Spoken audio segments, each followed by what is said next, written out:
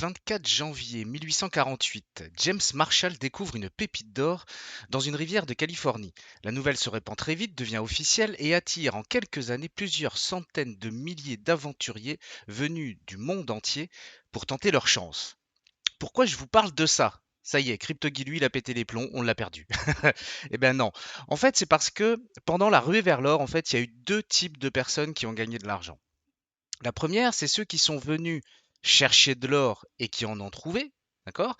Et les deuxièmes, c'est ceux qui ont vendu les pelles. Et donc, si je vous parle de ça maintenant, c'est tout simplement parce que le projet métaverse que je vais vous présenter pourrait tout simplement être assimilé à ces fameux vendeurs de pelles. C'est un outil qui va venir en complément, qui va venir s'implémenter, qui va venir nourrir tout simplement, potentiellement, bien entendu, le métaverse. Alors bien entendu, je présume que tout le monde connaît Sandbox, Axie Infinity, qui sont à l'heure d'aujourd'hui les projets, les deux projets les plus gros qu'on puisse connaître dans le métaverse, dans le monde des crypto-monnaies. Donc je ne vais pas en faire part ici. Néanmoins, quand j'ai fait mes recherches en fait, concernant le projet que je vais vous présenter, j'ai étudié en même temps 2 autres projets qui sont, Victoria VR, donc qui est pareil un excellent projet, à venir, tout du moins dans le monde du métaverse, qui a également pour but, eh bien, d'essayer de s'approcher, on va dire, au plus près de la réalité, essayer d'apporter, pardon, un maximum de réalisme, on va dire, dans ce fameux monde virtuel. Et Blocktopia, qui est en fait un métaverse, qui fait un petit clin d'œil entre parenthèses pour une présentation rapide au Bitcoin, puisqu'en fait il construit un métaverse dans un immeuble de 21 étages, qui donc fait en fait lien aux fameux 21 millions de tokens qu'il y aura en circulation. Comme vous pouvez le voir, c'est pareil, on est sur un projet où le réalisme est assez impressionnant. Enfin, les premières images qui sont sorties, tout du moins sur ce métavers, sont assez époustouflants. Petit clin d'œil d'ailleurs à l'intérieur, pour les fans de Lucky Block, il y aura également une Lamborghini à, à gagner. Bref, c'était le petit détail. Donc j'ai également étudié ces deux projets-là, donc en parallèle en fait de celui que je vais vous présenter maintenant. Et par contre, je vais également vous expliquer pourquoi j'ai décidé, pour le moment, tout du moins, de ne pas investir dedans, malgré le fait que je pense sincèrement que ce sont de très très bons projets. Alors, à la fin de la vidéo, je vais également vous montrer deux autres projets qui sont encore plus early que ces trois-là, puisque Blocktopia, Victoria VR et donc MetaHero, qui est le projet que je vais vous présenter, sont à peu près rendus sont rendus entre 200 et 300 au market cap. Donc voilà. Et bien à la fin de la vidéo, je vais vous parler également de deux autres projets Metaverse, pardon, qui sont en cours de lancement et qui paraît pourraient être prometteuses, bien qu'encore beaucoup plus jeunes. Alors, MetaHero, pour en faire une définition simple, en fait, c'est un scanner 3D de haute technologie qui servira potentiellement de portail entre notre réalité physique et le métaverse. Donc en fait, l'idée, c'est de créer tout simplement une chambre photo. Alors une chambre photo, pour ceux qui ne savent pas, ça a été beaucoup démocratisé au lancement de Wish. On trouvait ça partout. En fait, vous savez, c'était les petites box blanches avec tous les côtés blancs pour réussir à faire des photos en fait avec du détourage. En fait, une chambre photo, c'est ça. Et en fait, cette chambre sphérique, euh, donc que vous avez là en l'occurrence sous les yeux en fait, donc qui a été présentée au Future Blockchain Summit de Dubaï, puisque ben, le directeur, enfin le comment on dit, le porteur du projet donc MetaEuro en fait, c'est géodélocalisé à Dubaï. Euh, Eh bien, ici, en fait, on peut voir la première présentation, physique, en fait, hein, tout simplement. Donc ça veut dire que concrètement, elle, physiquement, elle existe déjà. Donc c'est en fait une chambre sphérique qui fait 6 mètres de diamètre sur 7 mètres de haut. Elle est bâtie en fait, enfin sur son sol en fait, on le retrouve en fait, on retrouve un sol en verre trempé d'un point de vue technique. C'est absolument pharaonique en fait, hein, ce qui a été construit ici. Elle contient 200 caméras Sony, d'accord? et on en a 10 par colonne. D'accord.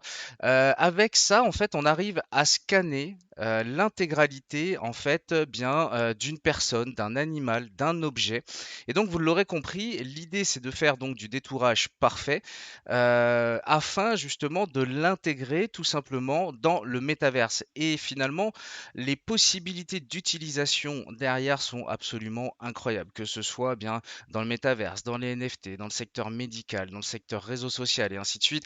C'est absolument fou, ce qui pourrait, potentiellement donc être fait avec.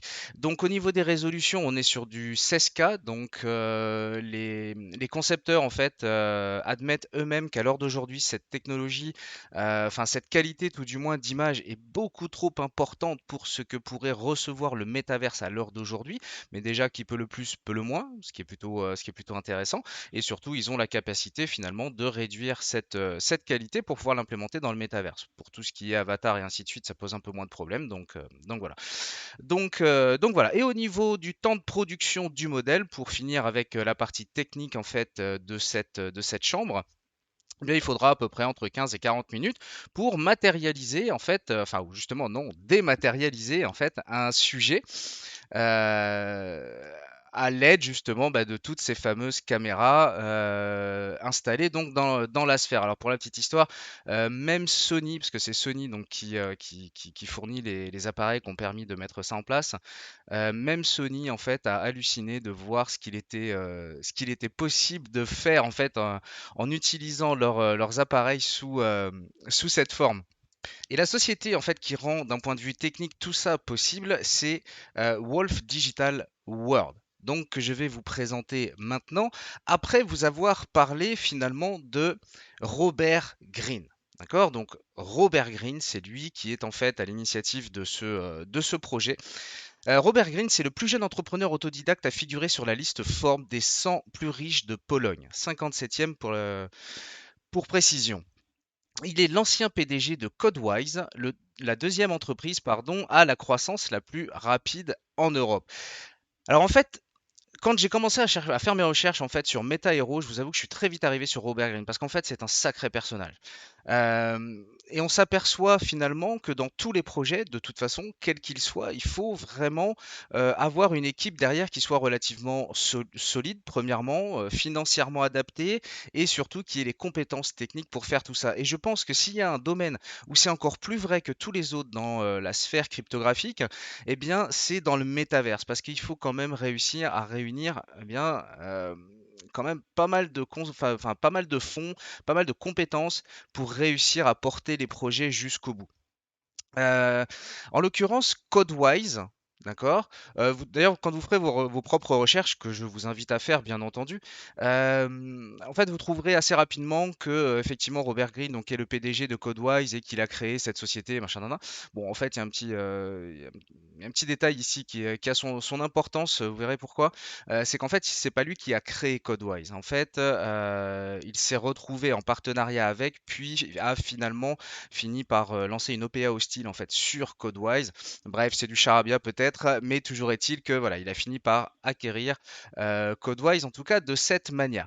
C'est la société mère en fait de deux filiales, donc Volume et Zero Park. Donc c'est une plateforme publicitaire pour les acheteurs de médias en ligne et en particulier pour ceux axés sur le marketing de plateforme. Alors pourquoi je vous présente ça et pourquoi j'insiste dessus?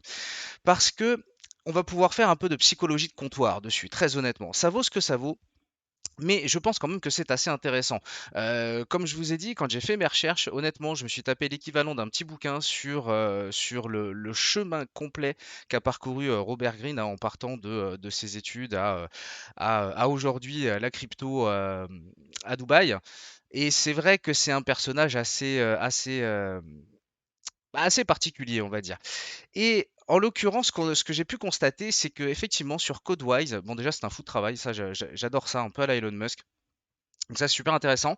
Et en fait, auprès de Codewise, alors c'est vrai qu'il en a fait quelque chose de fou, hein, puisque ils ont multiplié. Enfin, ça a été la deuxième entreprise à avoir le maximum de croissance en Europe, en Europe, pardon, au moment où ça fonctionnait le mieux. Enfin, ça a été une ascension assez pharaonique, on va dire, à partir du moment où Robert Greene a repris cette société.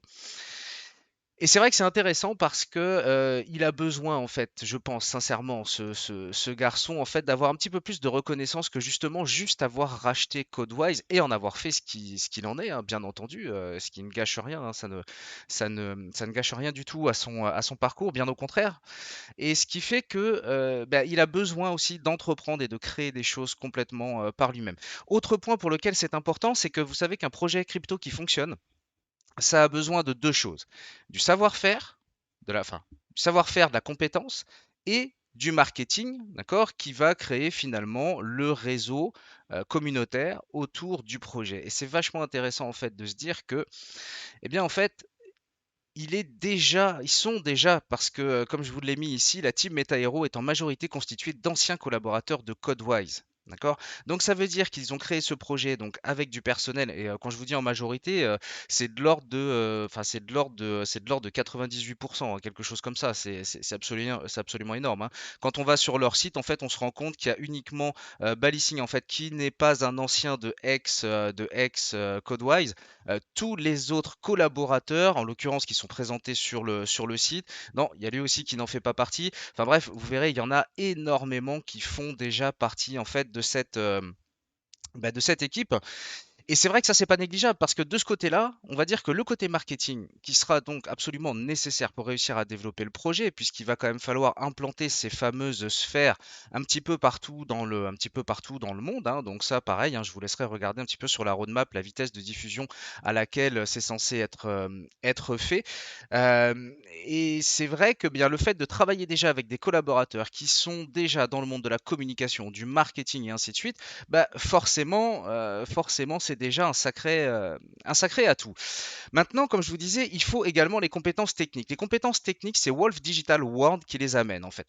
Alors, Digital World, pardon, donc susmentionné DW, pardon, et le fournisseur de technologie de MetaHero, WDW, donc, a été fondé sur la base de Wolf Studio, qui fait partie du groupe Wolf. D'accord? Le groupe Wolf, en fait, c'est un groupe qui réunit à l'heure d'aujourd'hui trois entreprises. Et en fait, à elles toutes, bien, ils combinent des connaissances dans les domaines tridimensionnels, de la photogrammétrie, en l'occurrence qui est utilisée ici pour la fameuse chambre sphérique, pardon, la numérisation, l'animation et l'impression 3D. L'entreprise a réalisé des centaines de projets pour des entreprises telles que Toyota, Shell, Ferrari, Disney.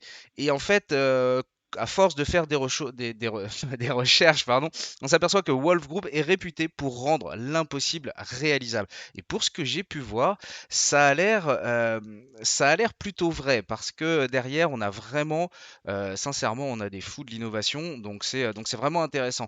Alors, c'est vrai que c'est aussi vraiment ce qui m'a arrêté. C'est qu'ici, on voit bien en un seul coup d'œil qu'on a réuni finalement eh bien, les compétences nécessaires, déjà les premières compétences nécessaires pour pouvoir avoir un projet qui va bien, surtout quand on attaque un côté aussi pointu et technique que celui-là. Et c'est d'ailleurs l'autre avantage qui m'a fait aussi également me diriger vers MetaHero et en arriver à ma décision d'investissement, c'est que bien à l'heure d'aujourd'hui, sur ce domaine précis, clairement, il n'y a pas de concurrent.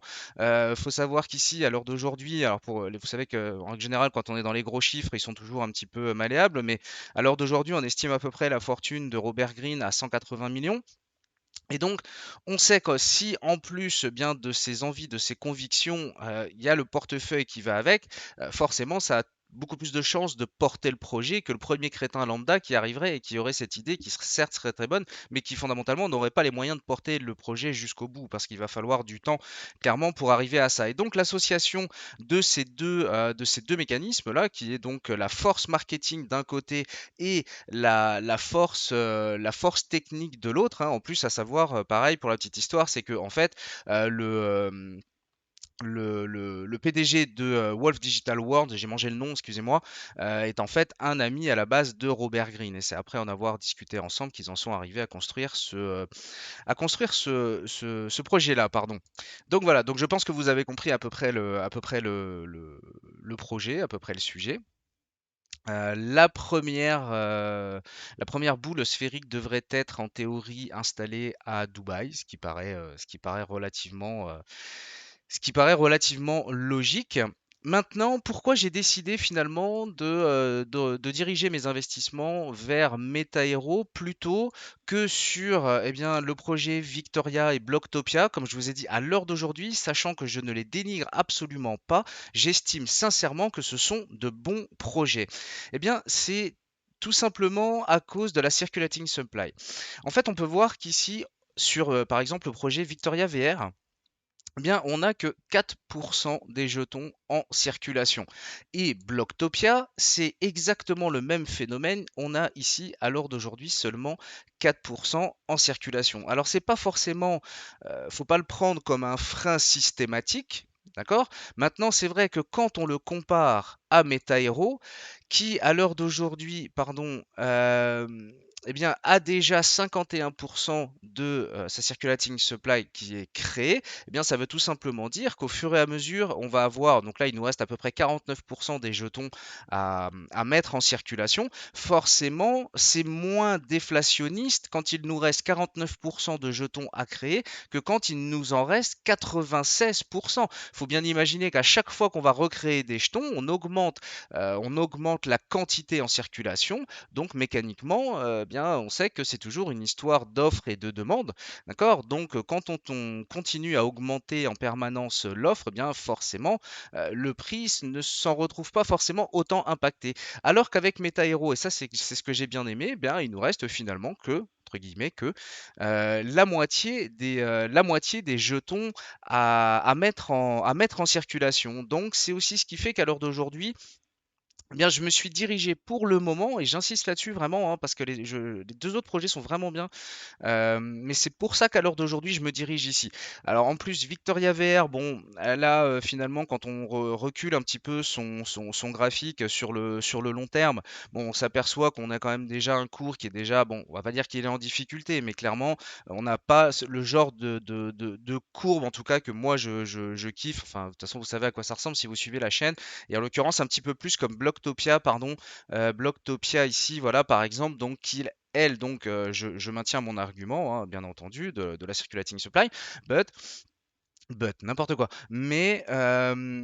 Mais ici, par contre, on voit au niveau du graphique, on voit qu'on est quand même vraiment sympa. Donc, si vous avez envie de creuser le projet et que vous êtes chaud bouillant dessus, ici, sachez en tout cas entre parenthèses qu'on a un prix qui est relativement intéressant comparativement aux dernières ATH qu'ils ont pu faire. Alors après, c'est pareil, bien entendu, on compare toujours un petit peu quand on travaille sur plusieurs projets en même temps. Eh bien, finalement, la communauté qu'il y a derrière. Victoria VR, c'est à l'heure d'aujourd'hui 90 000 followers sur Twitter. Blocktopia, on est à 368 000 followers, ce qui est vraiment pas mal quand même. Et MetaHero, on est à 231 000 followers. Voilà, donc ça c'est surtout à titre indicatif, mais comme je vous l'ai déjà dit maintes et maintes fois, c'est vraiment important quand même aussi de faire attention à la communauté qui est derrière, hein. La quantité de personnes qui vont suivre le projet et qui vont s'intéresser au projet, forcément, ça va fondamentalement changer la donne. Alors, je vous rappelle, je vais faire un petit point sur la partie technique, mais je vous rappelle que juste après, je vais vous parler également de deux autres projets métaverses qui sont encore plus early que cela. Donc, restez bien jusqu'à la fin. D'un point de vue technique, si vous étiez intéressé, j'insiste sur le fait que, bien entendu, tout ça, ce n'est toujours pas des conseils en investissement. Je gère mes fonds comme je l'entends et vous en faites autant, d'accord? C'est bien évident. Maintenant, d'un point de vue technique, ici, alors je vais peut-être vous le mettre un petit peu plus sur le long terme, entre guillemets. Hop, voilà, on va le voir ici. Donc, on voit bien que depuis sa création, on a eu cette augmentation. Ensuite, bien, quand tout le marché crypto d'une manière générale s'est mis à baisser, ils ont également baissé. Et à l'heure d'aujourd'hui, on revient sur des niveaux de support intéressants. Donc c'est ce qu'on va voir ici. Alors pour le moment, bien, on est toujours installé au sein d'une tendance baissière, hein, factuellement, si on étudie le prix. Voilà. Donc pour les plus agressifs, eh bien, on pourra considérer que le prix est déjà quand même relativement correct, hein, puisqu'on a un prix à l'heure d'aujourd'hui à 0,048 versus 0,25 au plus haut à son ATH. Donc les plus agressifs pourront se dire je rentre là-dedans. Les plus économes, on va dire ça comme ça, eh bien, pourraient viser en fait les 0.037 où on se retrouve avec un support ici qui devrait, je pense, faire son travail si on le rejoint. Et les plus précis pourront attendre au risque de retarder un petit peu l'achat, mais ce qui n'est pas forcément, enfin, c'est jamais dramatique hein, de se dire, bien, j'attends et j'attends vraiment d'avoir des impulsions haussières, peut-être une news qui vienne aussi finalement impacter le prix. Et donc pour ça, il faudrait ici fondamentalement attendre déjà qu'on ressorte de ce trend de baissier en repassant par le haut au-dessus donc de cette trendline qui en l'occurrence nous permettrait également de repasser juste au-dessus du point pivot. C'est ce qui pourrait être pris comme point de signal. Alors moi pour info, je fais un juste milieu entre les deux, c'est-à-dire que je suis rentré à 0,50, d'accord, pour une ligne de 500 euros et je rentrerai très probablement une deuxième ligne ici dans les alentours de 0,33, 0,35 afin de constituer et puis bien de finalement de mettre ici l'intégralité du capital que j'ai l'intention d'investir bien entendu à long terme, hein. Donc c'est pour ça que je ne vous parle pas d'objectifs ici d'un point de vue technique. Je pourrais le faire, je pourrais vous donner les premières résistances où il y aura des prises de bénéfices, ça c'est évident. Maintenant, je crois que ce projet, en fait, il y a pas 50 000 solutions. Soit il fonctionne et à ce moment-là, il explose parce qu'il va nourrir absolument tout le monde du métaverse, que ce soit par, comme je vous disais, les avatars et ainsi de suite. Mais derrière, on pense également à tous les musées qui vont avoir besoin pour intégrer ça dans les mondes virtuels. En fait, ils vont avoir besoin de vraie qualité et la vraie qualité, eux, ils la proposent. Donc, pour faire simple, c'est soit un projet qui marche et à ce moment-là, il explose et ce sera hallucinant le résultat. On se baladera à Paris, on aura une box, on ira à New York, on ira une box. Enfin, ce sera fou. Soit le projet prend l'eau et à ce moment-là, il coule, il va à zéro et on le stoppe. C'est en ça que je vous dis que ce n'est en rien un conseil en investissement, qu'on soit bien clair là-dessus. Moi, le fruit de mes recherches me fait prendre cette décision, mais c'est pas pour autant que que ce doit être la vôtre, bien entendu. Alors maintenant, si vous êtes néanmoins intéressé pour l'acheter, bien en fait, on va sur CoinMarketCap, d'accord? On arrive ici sur MetaHero, on va sur Market. Où est-ce qu'on peut les trouver? Il n'est pas encore référencé Binance. Et ça, c'est quelque chose qui me plaît, je vous dis très honnêtement. Parce que si demain il est référencé Binance, le projet, je vous laisse imaginer la hype que ça pourrait donner. Donc, vous avez Gate.io, KuCoin, Bybit, Lbank et bien entendu MetaMask, puisqu'on est sur le réseau de la Binance Smart Chain. Donc, par MetaMask, vous pouvez acheter en fait le MetaHero avec le numéro de contrat que vous trouverez donc ici sur CoinMarketCap ou également sur Gate.io, dont Forbes d'ailleurs a fait un article il n'y a pas très longtemps et qui est plutôt valorisant.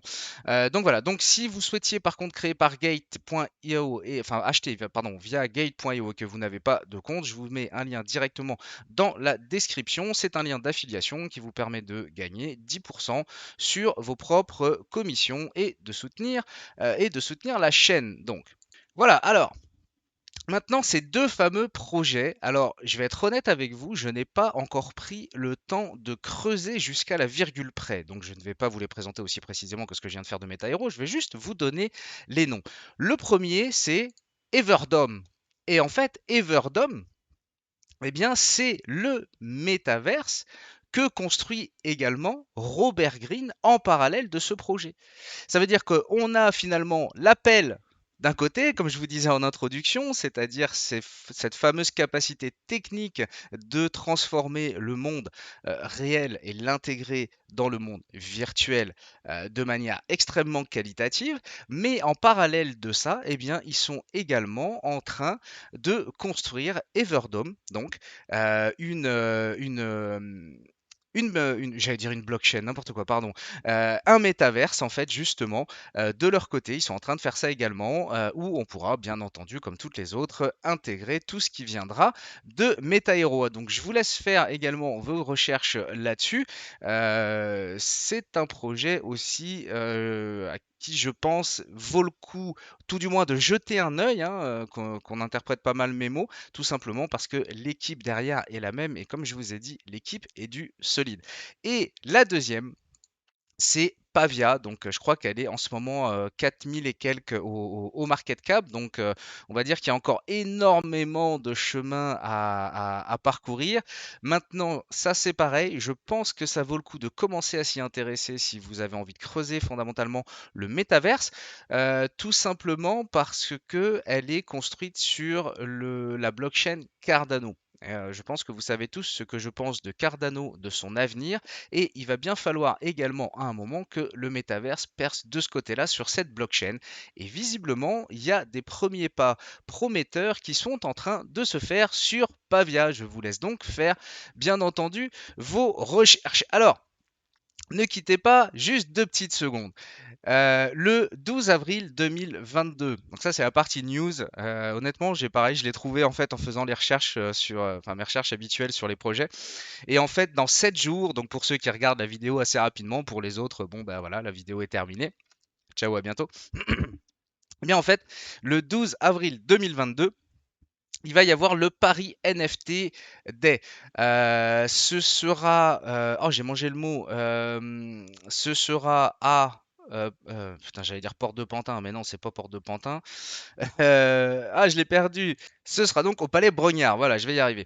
Et donc en fait ici, bien, ils vont faire tout simplement un salon sur tout ce qui est NFT, métaverse et ainsi de suite. Donc ça peut être intéressant. Alors juste pour info, les prix sont, enfin j'ai été choqué par les prix. En fait, j'ai trouvé ça ultra cher. À part si vous avez la chance entre guillemets, d'être étudiant de moins de 27 ans, là, le billet devient beaucoup plus accessible. Donc voilà, donc si vous êtes sur Paris, que vous avez moins de 27 ans et que vous faites rien dans 7 jours et que vous êtes étudiant, eh ben, n'hésitez pas à y faire un tour. Bon, les autres aussi, mais c'est vrai que je vous avoue que le billet est quand même assez cher. Alors, c'est rigolo parce que d'ailleurs, dans le cadre de ce premier Paris NFT Day, en fait, ils ont décidé de vendre une partie des billets sous forme de NFT, ce qui est assez rigolo. Et en fait, ici, c'est ça qui est vraiment intéressant. C'est pour ça que je vous en parle, et c'est aussi pour ça d'ailleurs que je suis tombé dessus en faisant mes recherches sur MetaHero. C'est que ici, on va bien voir les univers différents qui peuvent impacter finalement bien les NFT, le métaverse, et le luxe, le métaverse, l'art d'une manière générale, le sport, les jeux vidéo. Il y a même la médecine qui sera représentée. Et c'est vrai que tout ça, en fait, eh bien, on imagine très bien que c'est tout autant de domaines, eh bien, qui pourraient servir d'application potentielle justement à ce que va proposer cette fameuse chambre sphérique de Meta Hero. Alors j'espère que vous avez kiffé la vidéo. Si c'est le cas, bah, n'hésitez pas à mettre des likes. Vous savez que c'est le kérosène de la chaîne, hein, j'arrête pas de le dire. Pensez également eh bien, à vous abonner. Je vous avoue que la visibilité sur la chaîne, enfin la chaîne est en train de se déployer relativement rapidement, je trouve, par rapport à sa date de création et quand je vois là où on en est aujourd'hui. Donc je vous remercie bien entendu tous infiniment aux 4 coins du monde, puisque maintenant la chaîne est regardée dans, je crois que le dernier chiffre c'était 26 pays différents. Donc c'est assez intéressant pour moi en tout cas. J'aime bien voir, voir un petit peu eh bien l'avancée de cette chaîne et puis bah, ça fait plaisir de voir que le contenu vous plaît et vous apporte visiblement de la plus-value. N'hésitez pas également à nous retrouver sur les comptes Twitter, Telegram et ainsi de suite. Je vous dis à très bientôt pour une prochaine vidéo et n'oubliez pas de faire vos recherches vous-même.